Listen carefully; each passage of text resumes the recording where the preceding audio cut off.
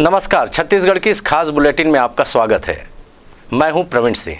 बढ़ते हैं खबरों की ओर। आज हॉकी के जादूगर मेजर ध्यानचंद जी का जन्मदिन है। इसे देश राष्ट्रीय खेल दिवस के रूप में मनाता है। इस अवसर पर हमारे संवाददाता ने छत्तीसगढ़ के पहले माउंट एवरेस्ट विजेता राहुल गुप्ता से बातचीत की। आज राष्ट्रीय खेल दिवस है। इस उपलक्ष्य में आज हम आपको मिलाएंगे राहुल गुप्ता से, जो कि हिमालय विजेता हैं। उन्होंने मात्र 23 साल की उम्र में एवरेस्ट फतेह किया था। आपकी जर्नी कैसे रही? आपने कैसे शुरू किया? मात्र 23 साल बहुत छोटी उम्र है। अगर हम 9 साल पहले जाते हैं तो ये मेरे कॉलेज के दौरान शुरू हुआ था। स्टीफेंस कॉलेज से निकाला गया था मुझे। मैं किरोड़ीमल कॉलेज का स्टूडेंट था और तब लगा था कि एडवेंचर स्पोर्ट्स में कुछ नाम और इस्टेब्लिश करना है। और मुझे नहीं पता था कि एक दिन छत्तीसगढ़ में भी एडवेंचर स्पोर्ट्स को इस लेवल पर मैं ले जाऊंगा। और सरप्राइजिंग ये था कि 23 साल के एवरेस्ट में जो मैं क्लाइम किया हूँ वो जिद था, जुनून था। छत्तीसगढ़ में एडवेंचर स्पोर्ट्स अपनी ऊंचाइयों पर है। आए दिन बहुत सारे पर्वतारोही पर्वत फतेह कर रहे हैं। हाल ही चित्रसेन साहू जो कि आपके स्टूडेंट है, उन्होंने भी यूरोप में जाकर ऐसी एक चोटी को फतेह किया। उसके बारे में आप क्या सोचते हैं? छत्तीसगढ़ में मैं साथ ही साथ जब मैं बढ़ ही रहा था उसी दौरान और भी लोगों को तैयार कर रहा था। और मुझे नहीं पता था कि छत्तीसगढ़ में एक दिन एडवेंचर स्पोर्ट्स इस ऊंचाई को छुएगा। और दिव्यांगजन के लिए भी मैं ये इनिशिएट किया था, मिशन इंक्लूजन। और उसका एक सबसे बेहतरीन एग्जांपल है चित्रसेन साहू, और उन्होंने बेहतरीन अचीवमेंट किया है। और मैं ये बोलूँगा कि एडवेंचर स्पोर्ट्स अब शेप लेने लगा है छत्तीसगढ़ में। और अभी हाल फिलहाल में नैना सिंह धाकर, जो कि बस्तर की एक पर्वतारोही है, जब एवरेस्ट क्लाइम करके आई तो राज्य सरकार ने पर्वतारोहण एकेडमी या एडवेंचर स्पोर्ट्स एकेडमी के लिए भी उन्होंने घोषणा किया है। तो ये बहुत ही शानदार शुरुआत है। उम्मीद है कि छत्तीसगढ़ से कोई नीरज चोपड़ा जैसा व्यक्ति या प्लेयर आ सकता है। एथलीट में तो मैं उम्मीद कर सकता हूं, क्योंकि सरगुजा और बस्तर का जो ज्योग्राफिकल है कंडीशन, उसके आधार पर मैं कहूँगा कि वहाँ के लोगों में एथलीट की वो क्षमता है कि वो मैराथन से लेकर हर वो एथलीट की स्पोर्ट्स में अचीवमेंट ला सकते हैं, जिससे कहीं ना कहीं हमको अवार्ड मिलेगा। आज राष्ट्रीय खेल दिवस के ऊपर आप हमारे दर्शकों को क्या कहेंगे? मैं राष्ट्रीय खेल दिवस के उपलक्ष्य में यही कहूँगा कि आप अपने बच्चों को भी खेल पे डालिए, क्योंकि अगर वो खेल नहीं खेलेंगे, किसी भी खेल से इन्वॉल्व नहीं होंगे, तो उनकी शारीरिक दक्षता क्षमता, उनकी मतलब पोटेंशियल बढ़ेगा नहीं। और शारीरिक क्षमता अगर बढ़ेगा तो उनका दिमाग खुलेगा, हर तरीके से उनके विकास होगा। तो मैं यही बोलूँगा, अपने बच्चों को खेल पे एटलीस्ट डालिए, किसी न किसी एक खेल पे इन्वॉल्व करिए। और साथ ही साथ मैं ये कहूँगा कि अगर लगता है कि बच्चे पोटेंशियल है तो उसको प्रोफेशनली डेवलप करिए, तब जाकर वो कहीं अंतर्राष्ट्रीय और राष्ट्रीय स्तर पर खेल पाएगा। राजधानी रायपुर में कृष्ण जन्माष्टमी और मटकी फोड़ को लेकर गाइडलाइन जारी किया जा चुका है। जिला प्रशासन ने 22 बिंदुओं में गाइडलाइन जारी की है। मंदिरों में सैनिटाइजर, थर्मल स्क्रीनिंग की व्यवस्था अनिवार्य की गई है। मटकी फोड़ की भी अनुमति नहीं दी गई है। मंदिरों में आने वाले श्रद्धालुओं को जूते चप्पल भी खुद के वाहन में ही रखने होंगे।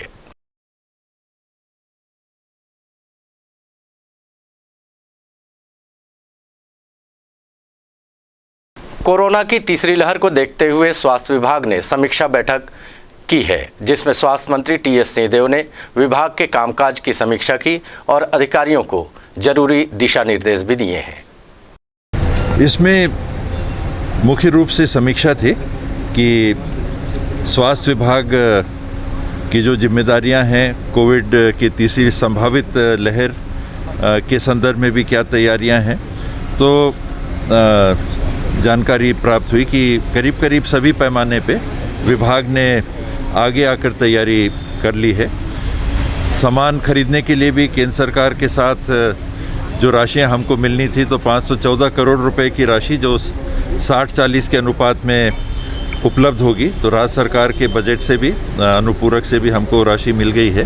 तो बहुत सारी सामग्रियां, वेंटिलेटर्स से लेके बाकी जो सामग्रियां हमको आवश्यक पड़ेंगी, उनको खरीदने का रास्ता साफ हो गया है। भारतीय जनता पार्टी प्रदेश कार्यालय कुशाभाऊ ठाकरे परिसर में भाजपा प्रदेश आर्थिक प्रकोष्ठ की प्रथम कार्य समिति की बैठक हुई। इस बैठक में राज्य सरकार की आर्थिक विफलताओं पर चर्चा की गई। बैठक में पूर्व मुख्यमंत्री डॉक्टर रमन सिंह, नेता प्रतिपक्ष धर्मलाल कौशिक, भाजपा प्रदेश अध्यक्ष विष्णुदेव साय सहित आर्थिक प्रकोष्ठ के पदाधिकारी और कार्यकर्ता मौजूद रहे। ठीक मामले को लेकर आज दिन भर का प्रकोष्ठ बैठक भी है, आर्थिक प्रकोष्ठ का।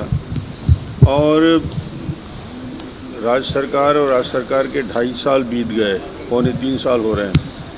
और जिस प्रकार आर्थिक कुप्रबंधन की वजह से पूरा छत्तीसगढ़ जो आज दिवालियेपन की ओर है, और आज का ही एक समाचार है, प्रमुखता से छपा है कि छत्तीसगढ़ आर्थिक रूप से कितना दिवालियापन में आ गया है कि आवास, प्रधानमंत्री आवास योजना के 11 लाख आवास पिछले साल और आने वाले एक साल में जो बनने थे, और उसके लिए जो 10,000 करोड़ की राशि, जिसमें 7,000 करोड़ केंद्र सरकार को देना है और करीब करीब 3,500 करोड़ राज्य सरकार को देना है। राज्य सरकार, केंद्र सरकार का पैसा तो पहुंच गया, राज्य सरकार का जो 40% मैचिंग ग्रांट है ना मिलने की वजह से 11 लाख आवास, इतना बड़ा नुकसान छत्तीसगढ़ को, गरीबों को हो रहा है। ये सिर्फ और सिर्फ आर्थिक कुप्रबंधन की वजह से, वित्तीय स्थिति जिस प्रकार चौपट हो गई है उसकी वजह से है। मुख्यमंत्री भूपेश बघेल आज राजीव भवन में मछुआ कांग्रेस के कार्यकर्ता सम्मेलन में शामिल हुए। मुख्यमंत्री ने संबोधन में सरकार की नीतियों का बखान किया। यहां उन्होंने कहा कि जो विकास कांग्रेस सरकार ने किया है वो बीजेपी के शासन में मुमकिन ही नहीं था।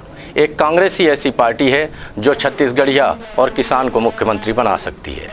मछली पालन को कृषि का जो दर्जा दिया गया है, जिसमें 0% ब्याज में ऋण मिलेगा और साथ ही बिजली बिल भी कृषकों को जिस दर पे मिलता है उसी प्रकार से उनको मिलेगा, और उससे प्रसन्नता व्यक्त की और पुनराम निषाद और मदन निषाद के नाम से उसे पुस्तक छपवाने की, उसे जीवनी के बारे में पुस्तक छपवाने की मांग की थी, उसकी मैंने घोषणा की।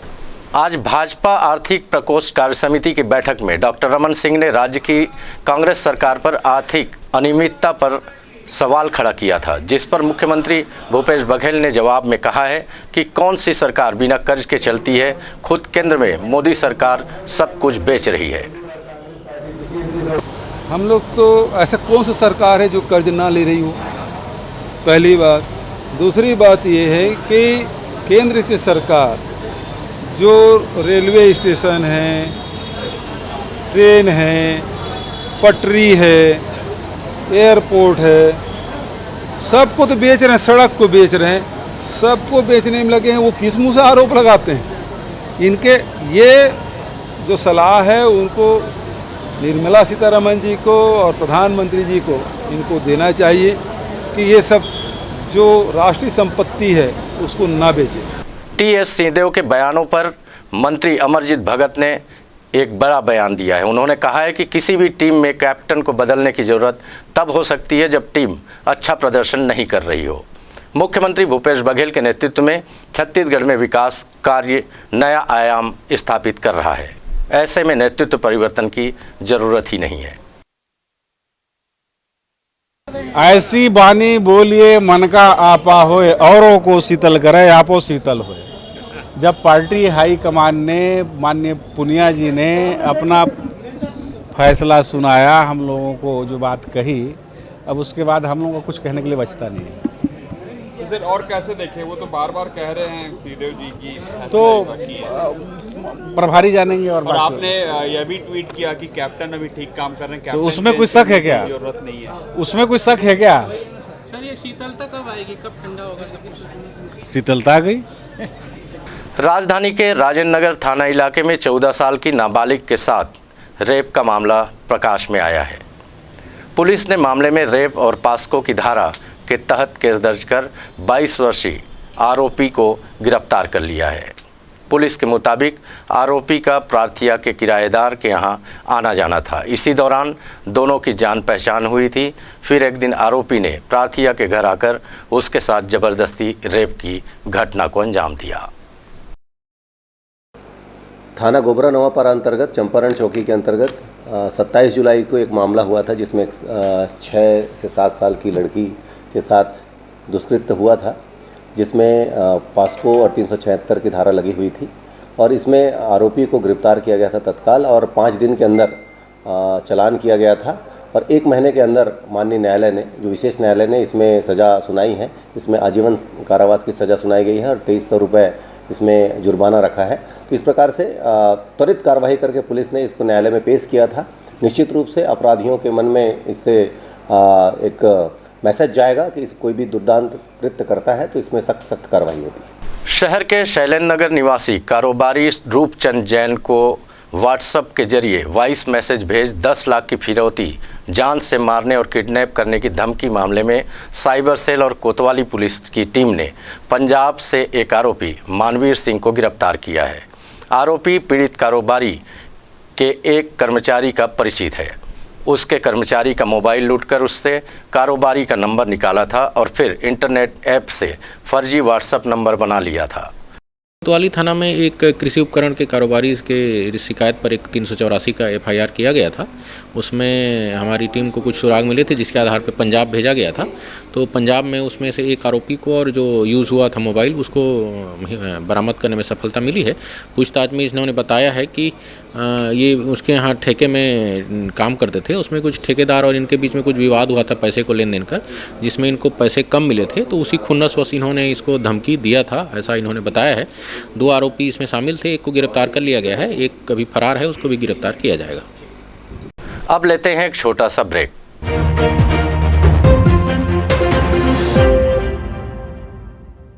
हमारा लक्ष्य है खबरें जो जागरूक कर सके जनगण के मन को, खबरें जो बेबाक हो, खबरें जो निष्पक्ष हो, खबरें जिनमें सत्य की अनुगूंज हो, खबरें जिनमें बदलाव का राग हो। आइए खबरों से आवाम को जगाते हैं, झूठ को सच का आईना दिखाते हैं। देश और दुनिया की खबरों के साथ छत्तीसगढ़ की खबरों के लिए देखते रहिए वीआईपी न्यूज।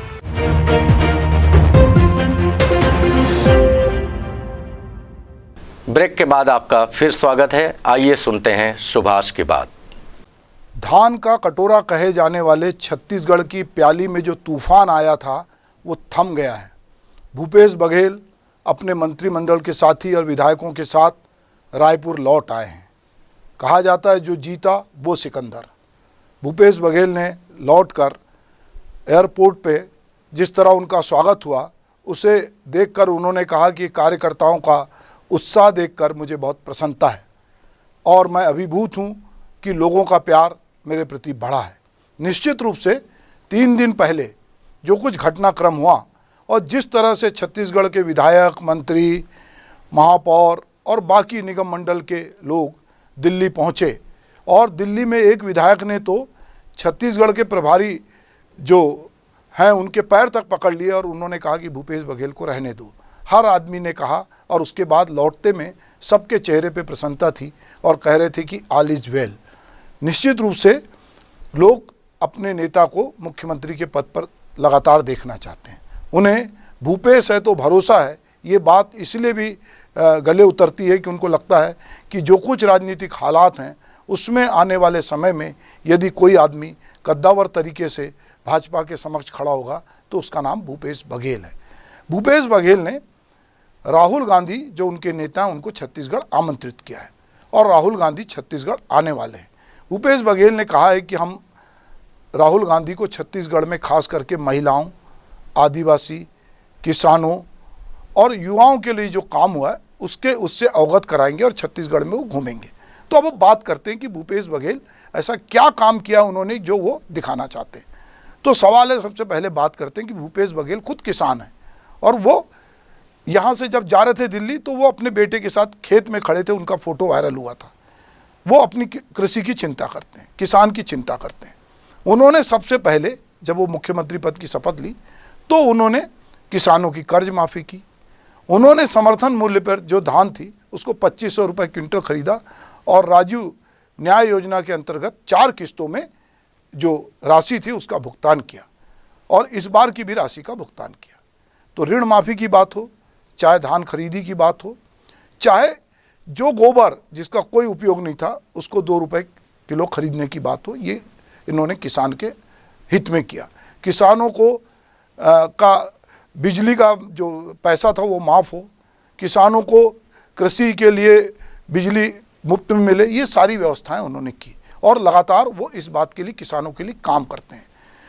जो गांव में खेती और मजदूर थे जो बच गए थे उनके लिए भी उन्होंने ये व्यवस्था की कि उनको भी साल में 6000 रुपये मिले। तो किसानों को लेकर लगातार उन्होंने काम किया।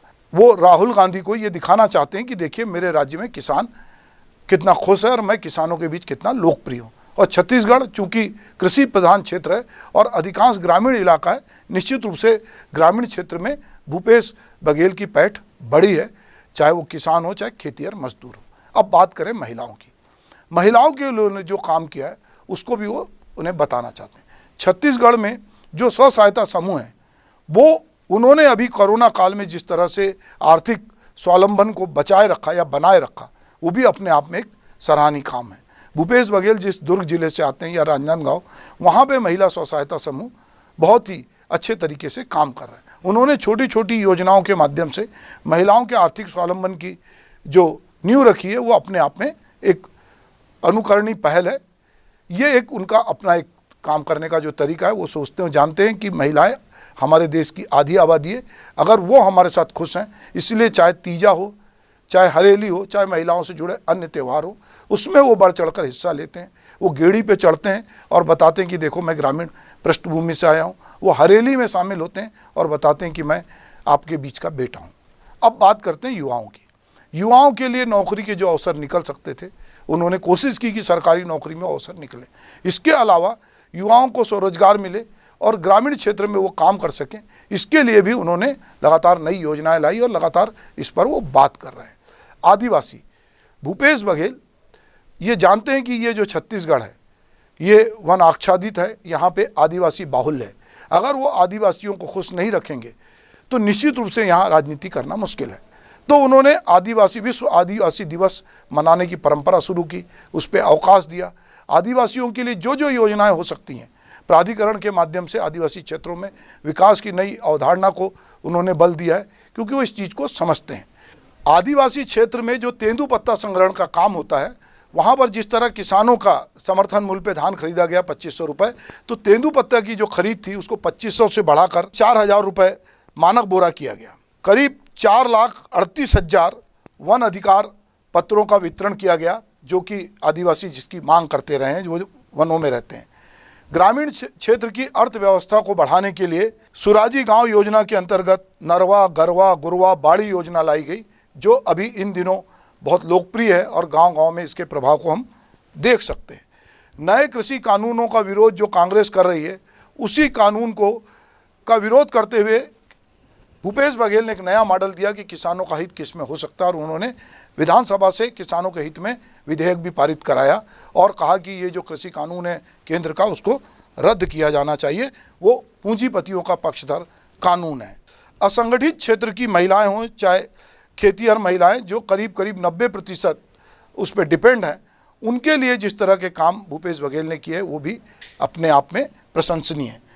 हर संभाग में कामकाजी महिलाओं के लिए आवास गृह की व्यवस्था, मुख्यमंत्री कन्यादान योजना के अंतर्गत जो है 15,000 की राशि को बढ़ाकर 25,000 रुपये करना हो, बिजली का 400 यूनिट तक बिजली के बिल को माफ़ किया हो, जो युवक चिटफंड कंपनियों के झांसे में आ गए थे, जिनके ऊपर केस रजिस्टर्ड हुआ था, उनसे केस वापस लेकर चिटफंड कंपनियों से पैसे वापस दिलाने की बात हो।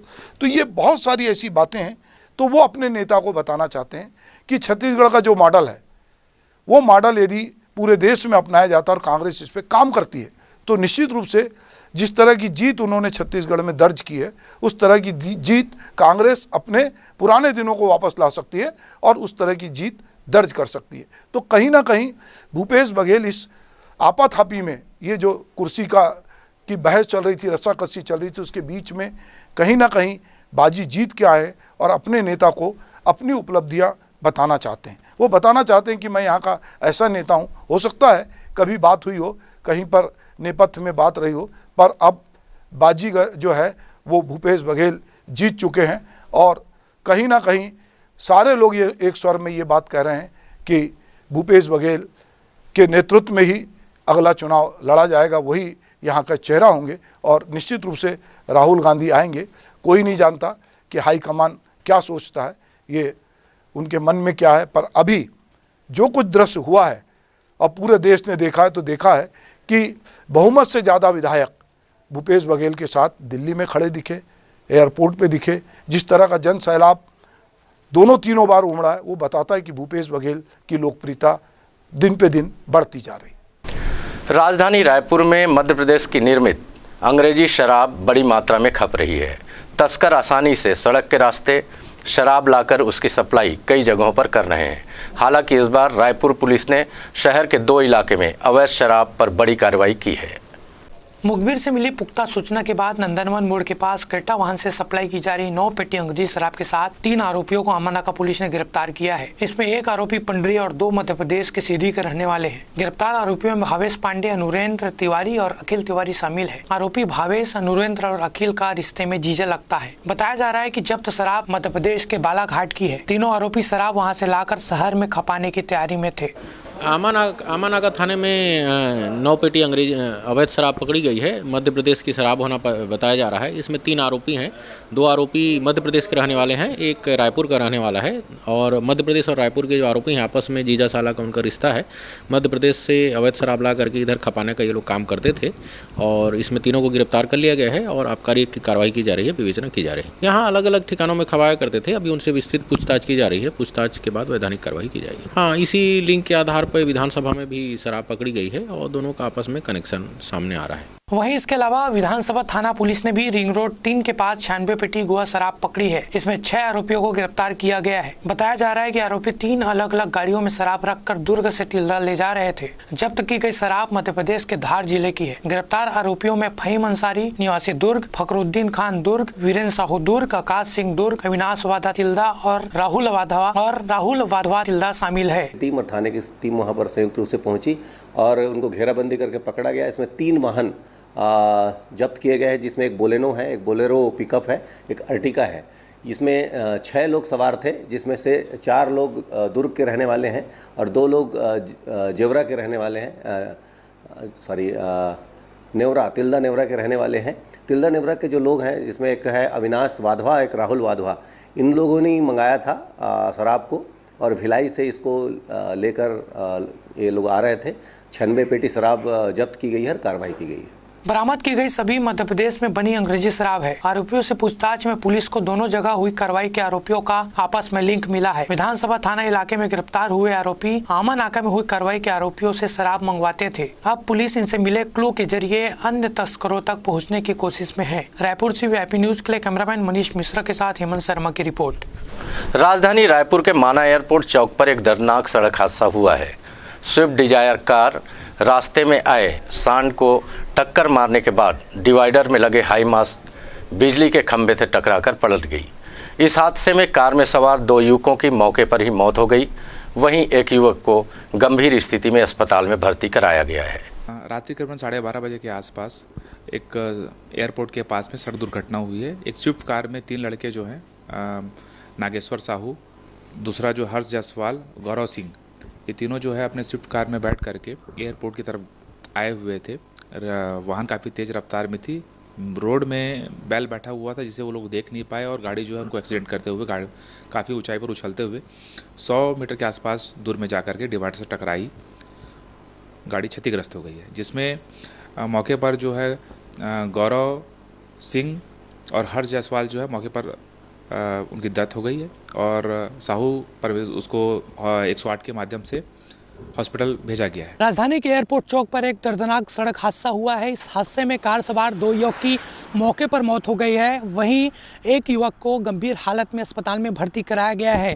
ये घटना स्थल है और बताया जा रहा है कि रात के करीब 12:30 बजे के आसपास 3 युवक स्विफ्ट डिजायर कार में सवार होकर राखी की ओर जा रहे थे और ऐसा भी कहा जा रहा है कि तीनों युवक किसी अपने दोस्त के बर्थडे पार्टी में शामिल होने के बाद इधर घूमने निकले थे। इसी दौरान जो कार की रफ्तार है वो करीब 150 के आसपास थी और तभी अचानक बीच में एक गाय आ गई। गाय को ठोकर मारते हुए कार डिवाइडर में जा चढ़ी, जिसके बाद कार पलट गई। मौके पर ही 2 युवक की मौत हुई है। एक को अस्पताल में भर्ती कराया गया, उसकी भी हालत नाजुक बनी हुई है। इसमें पुलिस ने जो मृतक के परिजन हैं उनको सूचना दे दी है। इसके अलावा पुलिस पूरे मामले की जाँच कर रही है। कैमरामैन मनीष मिश्रा के साथ हेमंत शर्मा, वीआईपी न्यूज रायपुर। पिछले कुछ दिनों से छत्तीसगढ़ की राजनीति में मचा घमासान अब तक थमने का नाम नहीं ले रहा। मामले में अभी भी बयानबाजी लगातार जारी है। नेता प्रतिपक्ष धर्मलाल कौशिक का बयान भी सामने आया है, जिसमें उन्होंने तमाम घटनाक्रम को लेकर कई सवाल खड़े किए। जिस प्रकार से प्रेशर पॉलिटिक्स मुझे लगता है कि शायद इसकी आवश्यकता नहीं थी। दूसरी बात, जब एक तरफ छत्तीसगढ़ के कांग्रेस के प्रभारी पुनिया जी ये कह रहे हैं कि आपको आने की आवश्यकता नहीं, यदि डांट लगा रही है तो फिर बैठक लेने की क्या आवश्यकता? क्या उन्होंने अनुशासन भंग नहीं किया? और यदि अनुशासन भंग किया तो क्या प्रभारी को उनको बैठक लेना चाहिए? ये निश्चित रूप से प्रश्न चिन्ह है। और इसके पीछे जो दबाव बनाने का प्रयास या जो भी प्रयास, और जब दोनों का बयान अभी भी देखेंगे तो कंट्रोवर्सी आ रहा है, उससे ऐसा नहीं लगता कि मामला सुलझ गया है, बल्कि कहीं ना कहीं उसमें बाकी है, ये स्पष्ट दिखाई दे रहा है। राजधानी रायपुर में बीते 24 घंटे में डेंगू के 4 नए मरीज मिले हैं। अब इसे मिलाकर शहर में डेंगू के कुल आंकड़े 313 हो गए हैं। समता कॉलोनी निवासी महिला की डेंगू से मौत हो गई है। निजी अस्पताल में चल रहा था इस महिला का इलाज। रायपुर अभनपुर मिलाकर अब तक डेंगू से 3 मौत की पुष्टि हो चुकी है। डेंगू के बढ़ते प्रकरण को लेकर प्रदेश के स्वास्थ्य मंत्री टीएस सिंहदेव ने भी चिंता जाहिर की है। रायपुर में डेंगू के मामले हैं, इसकी भी समीक्षा हुई। अगर आप देखना चाहेंगे तो ये स्थिति है इसकी। आज की स्थिति 375 प्रकरण, और 375 प्रकरण में से 313 प्रकरण रायपुर में है।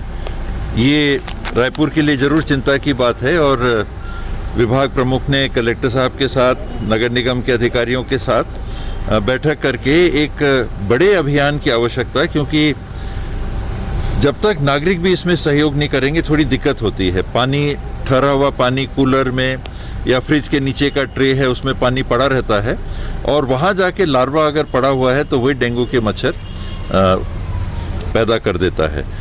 जांजगीर चांपा जिले के सारागांव थाना क्षेत्र में घरेलू लड़ाई झगड़ों को लेकर हत्या करने का मामला प्रकाश में आया है, जिसमें हत्या करने वाले पति, देवर, ससुर और दामाद को पुलिस ने गिरफ्तार कर लिया है। प्रार्थी ने थाने में आकर अपनी पत्नी नंदिनी कर्श की गुमशुदगी की रिपोर्ट दर्ज करवाई थी। सारागांव थाना क्षेत्र का ये मामला है। दिनांक 21/8/2021 को प्रार्थी के द्वारा थाने में आकर अपनी पत्नी नंदिनी कर्श, जिसकी उम्र 20 वर्ष है, उसकी गुमशुदगी की रिपोर्ट कायम की गई थी। और कुछ दिनों पश्चात ही 25/8 को बमडीडी के ग्राम कपिरदा में सोन नदी के किनारे एक बोरी में एक महिला का शव मिला, जिसमें जांच के पश्चात जब तस्दीक हुई तो वो नंदिनी कर्श का ही वो शव था जो वहाँ पड़ा हुआ था। पीएम के पश्चात इसमें अपराध का घटित पाए जाने से, हत्या का अपराध होने से इसमें आईपीसी की धारा 302 और 201 के तहत अपराध पंजीबद्ध किया गया। मामले में विवेचना के दौरान पता चला कि पति पत्नी के बीच शादी के बाद से ही घरेलू जो लड़ाई झगड़े हैं वो होते ही रहते थे। और जांच के दौरान जब पति से, देवर से, ससुर से और दामाद से जब कड़ाई से पूछताछ की गई तब उनके द्वारा ये बात स्वीकारी गई कि शादी के बाद से ही पति पत्नी के बीच ऐसे विवाद होते थे, जिस पर पति रोहित कर्श के द्वारा अपने भाई मोहित कर्श, अपने पिता रामधन कर्श और अपने दामाद मोहन कर्श के साथ मिलकर पीड़िता का गला दबाकर उसकी हत्या की गई। बाद में उसके शव को जला दिया गया और उसके शव को एक बोरी में भरकर सोन नदी के किनारे फेंक दिया गया था। शव की बरामदगी के पश्चात इस घटना का खुलासा हुआ। इसमें चारों ही आरोपियों की गिरफ्तारी पुलिस के द्वारा की गई है और उन्हें गिरफ्तार कर न्यायिक रिमांड पर भेजा जा चुका है। इस बुलेटिन में फिलहाल इतना ही। नमस्कार।